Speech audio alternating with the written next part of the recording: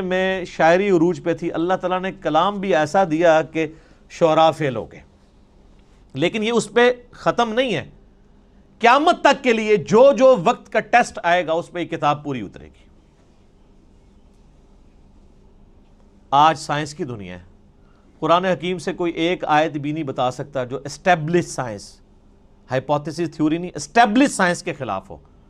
اس کے برخلاف ہم آپ کو کئی باتیں بتا سکتے ہیں جو قرآن حکیم ایسی کرتا ہے جو پرانی سائنس ان باتوں کی تصدیق نہیں کرتی تھی، لیکن آج کی سائنس ان باتوں کی تصدیق کرتی ہے۔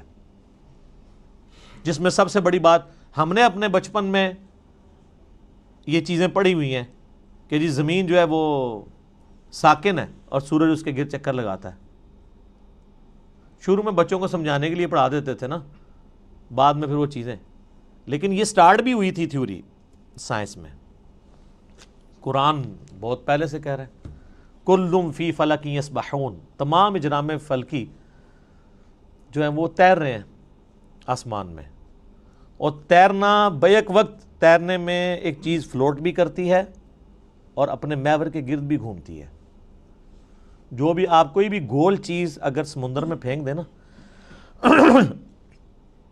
وہ فلوٹ کرنے کے دوران اپنے محور کے گرد گھومے گی بھی ان ویوز کی وجہ سے۔ اللہ نے لفظ بھی ایسا استعمال کیا ہے کہ نہ صرف وہ کسی اور چیز کے گرد ریوالو کر رہی ہیں بلکہ اپنے ایکسس کے گرد، اپنے محور کے گرد بھی وہ چیزیں گھوم رہی ہیں۔ تو قرآن حکیم تو اس چیز کو پہلے ہی ایڈریس کر چکا ہے۔ اس حوالے سے آپ ایک میرا کلپ بھی ہے Quran and modern verses modern science, وہ آپ دیکھ لیں۔ ڈاکٹر ذاکر نائک کا بھی ایک ویڈیو ہے پرانی، پھر انہوں نے دوبارہ سے ریکارڈ کرائی تھی، وہ بھی آپ دیکھ لیں۔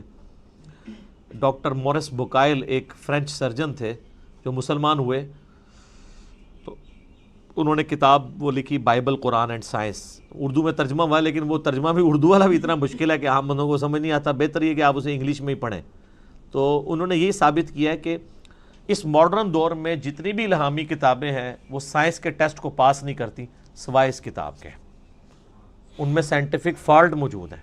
وہ فالٹ اس لیے نہیں ہے کہ ان کتابوں میں کوئی اللہ تعالیٰ کو کوئی غلطی لگی ہے، وہ اس لیے کہ وہ کتابیں ٹیمپرڈ فارم میں تحریف شدہ ہیں، یہ کتاب محفوظ ہے۔ وہ بھی اگر محفوظ ہوتی تو اس میں کوئی اینٹی سائنس سٹیٹمنٹس نہ آتی۔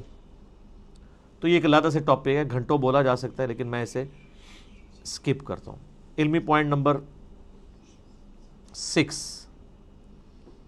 اور وہ ہے میرے بھائیوں قرآن حکیم کی پیش گوئی اگلی کتابوں میں بھی موجود ہے، اس سے پہلے جو گزر چکی۔ اگلی سے مراد ہوتا ہے جو آگے گزر چکی۔ ہم ویسے اگلی سے مراد کرتے ہیں جو آگے آنے والے ہیں، لیکن اردو تھوڑی سیکھیں، اگلے سے مراد ہوتا ہے جو پہلے لوگ گزر چکے ہیں۔ ہم پچھلے ہیں جو پیچھے پیچھے ان کے آ رہے ہیں، کیونکہ لوگ اپنی منزل کی طرف جا رہے ہیں نا۔ صحابہ کرام ہمارے اگلے ہیں، ہم ان کے پچھلے ہیں۔ تو جن کو اردو نہیں آتی وہ بیچارے الٹ سمجھ رہے ہوتے ہیں۔ تو اگلی کتابیں ہیں تورات، زبور، انجیل، اولڈ ٹیسٹمنٹ، نیو ٹیسٹمنٹ کی فارم میں جو اویلیبل ہیں، ان کتابوں میں اس کی پیش گوئیاں موجود ہیں الکتاب کی فارم میں، کہ الکتاب اس طرح آخری پیغمبر کے اوپر نازل ہوگی۔ نبی علیہ السلام کی پریڈکشنز موجود ہیں۔ سورۃ الاعراف میں آتا ہے، اللہ تعالیٰ فرماتا ہے کہ ان کے اندر وہ پیغمبر آئے ہیں جن کی یہ پیش گوئیاں تورات اور انجیل کے اندر لکھی ہوئی پاتے ہیں۔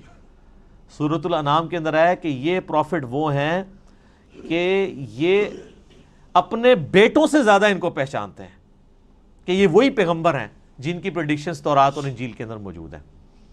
اپنے بیٹے کے بارے میں تو شک نہیں ہوتا نا کسی کو، کہ بچپن سے ظاہر اس کے سامنے پیدا ہوتا ہے، باپ جانتا ہوتا ہے۔ اس سے زیادہ نبی علیہ السلام کو یہ جانتے ہیں کہ وہی پیغمبر ہیں، لیکن نہیں مانا انہوں نے۔ نہیں ماننا ہوگا تو آپ جتنے مرضی دلائل رکھیں۔ ایون آج ٹیمپرڈ فارم میں جو تورات اور انجیل موجود ہے نا، اس میں بھی آپ کو نبی علیہ السلام کی پروفیسیز مل جائیں گی۔